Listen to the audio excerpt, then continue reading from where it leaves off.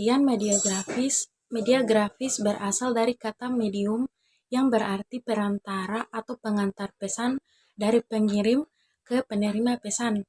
Pendapat tersebut sejalan dengan pendapat yang diungkapkan oleh Blake dan Horalsen bahwa media adalah saluran komunikasi yang digunakan untuk menyampaikan pesan antara sumber dengan penerima pesan.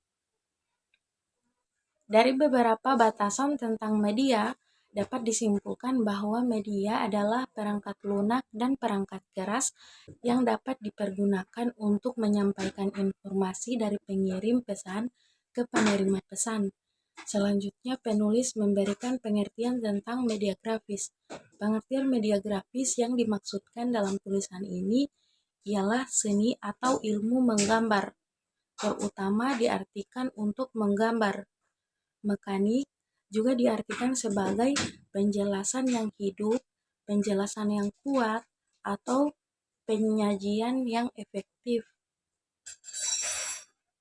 Grafis yang kuat atau sejalan penyajian melalui media pembelajaran dapat dilakukan dengan mengombinasikan fakta-fakta atau gagasan-gagasan secara jelas dan kuat melalui perpaduan antara ungkapan, kata-kata, dan gambar. Juga dikemukakan oleh Nana Sujana bahwa grafis adalah media pembelajaran yang terdiri atas lambang-lambang, titik-titik, dan simbol serta garis-garis yang menghubungkan variabel yang satu dengan yang lainnya. Media grafis dapat diartikan sebagai media yang bersifat dua dimensi atau dengan kata lain dapat dilihat dari dua sisi. Macam-macam media grafis. Banyak jenis media grafis, tetapi dalam tulisan ini hanya akan dibatasi pada beberapa media grafis saja. Yang sering digunakan dalam proses pembelajaran diantaranya ada bagan. Istilah bagan meliputi beberapa jenis presentasi grafis seperti peta, grafis, lukisan, diagram, dan poster. Bahkan dalam hubungan ini, bagan didefinisikan sebagai kombinasi antara media grafis dan gambar foto yang dirancang untuk memvisualisasikan secara logis dan teratur mengenai fakta pokok atau gagasan. Papan tulis. Papan tulis adalah peralatan yang sangat diperlukan dalam tiap sekolah dan tiap kelas. Bahkan dapat dikatakan papan tulis itu menjadi fasilitas yang mutlak yang mempunyai kemampuan menyampaikan informasi secara visual tetapi tidak dapat menampilkan suara maupun gerak. Diagram. Diagram merupakan gambaran atau sketsa dari bagian suatu benda yang menunjukkan langkah-langkah suatu proses kerja. Diagram biasanya menjelaskan suatu hubungan antara data gambar. Gambar yaitu media yang merupakan reproduksi bentuk asli dalam dua dimensi. Media ini dapat berupa foto atau lukisan. Juga gambar adalah media yang paling umum yang dapat dimengerti dan dinikmati di mana-mana. Peta dan globe. Peta di sini dimaksudkan ialah suatu penyajian visual atas permukaan bumi, sedangkan globe adalah model dari bumi atau sebagian bumi tiruan dalam bentuk yang kecil. Dengan begitu dapat disimpulkan bahwa peta dan globe adalah alat yang biasanya dipergunakan dalam pelajaran ilmu bumi. Poster, sajian kombinasi visual yang jelas, menyolok, dan menarik dengan maksud untuk menarik perhatian orang yang lewat. Papan flanel. Papan yang berlapis kain flanel ini menyajikan gambar atau kata-kata yang mudah ditempel dan mudah pula dilepas. Papan flanel adalah media grafis yang efektif untuk menyajikan pesan-pesan tertentu kepada sasaran tertentu pula. Penerapan media grafis dalam penggunaan pembelajaran. Penggunaan media pembelajaran dalam grafis yaitu dapat meningkatkan pemahaman, keterlibatan, dan motivasi siswa. Mereka memfasilitasi pemahaman yang lebih baik melalui visualisasi konsep, memperkaya materi pembelajaran, dan mendukung gaya belajar yang beragam. Penggunaan media grafis dalam pembelajaran yang pertama, grafik divisualisasikan dengan bentuk objek dan bentuk garis batang dan gambar. Pemilihan bagan yang akan disajikan di kelas tentu saja harus berkaitan dengan materi yang akan disampaikan. Komik pembelajaran diharapkan mampu meningkatkan minat siswa untuk membaca sehingga pada akhirnya mampu meningkatkan hasil belajar siswa. Yang keempat, poster. Menggunakan poster untuk pembelajaran dapat dilakukan dengan dua cara, yaitu digunakan sebagai bagian dari kegiatan belajar mengajar. Dalam hal ini, poster digunakan saat guru menerangkan sebuah materi kepada siswa. Begitu hal siswa dalam mempelajari materi menggunakan poster yang disediakan oleh guru.